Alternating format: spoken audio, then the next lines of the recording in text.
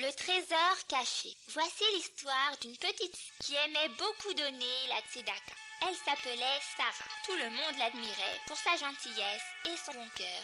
Elle était toujours contente de partager ce qu'elle avait.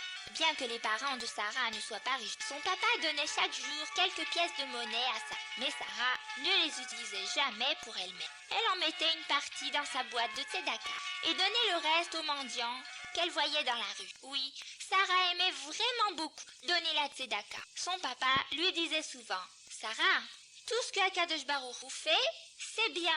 Derrière la maison de Sarah, il y avait un grand pommier.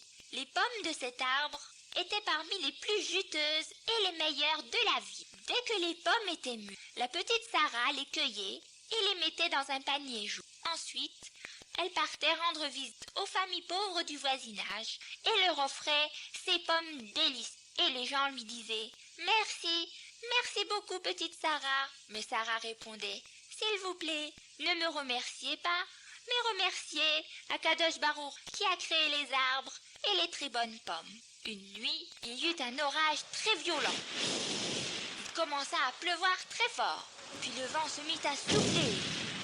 Souffler! Les coups de tonnerre et les éclairs se succédèrent sans arrêt pendant toute la nuit. Tôt le matin, quand Sarah regarda par la fenêtre, elle pleura. « Oh papa, s'il te plaît, viens voir, vite! Regarde ce qui s'est passé !» Son père accourut à la fenêtre pour voir ce qui était arrivé.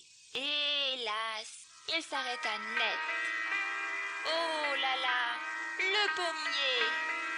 Oui, le pommier avait été arraché par la tempête. La petite Sarah regarda son père et pleura. Que vais-je dire à ces enfants pauvres maintenant? Je n'aurai plus de pommes à leur donner. En entendant cela, son papa sortit un mouchoir de sa poche et doucement, il essuya le visage de Sarah. Sarah, tu te rappelles?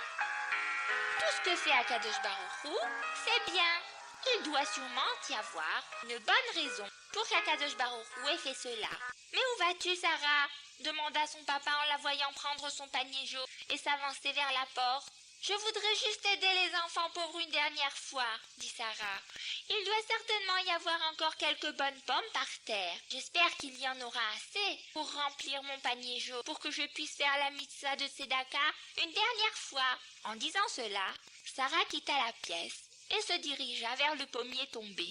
Mais dès que Sarah arriva près de l'arbre, elle s'écria: Oh papa, papa, s'il te plaît, viens voir vite!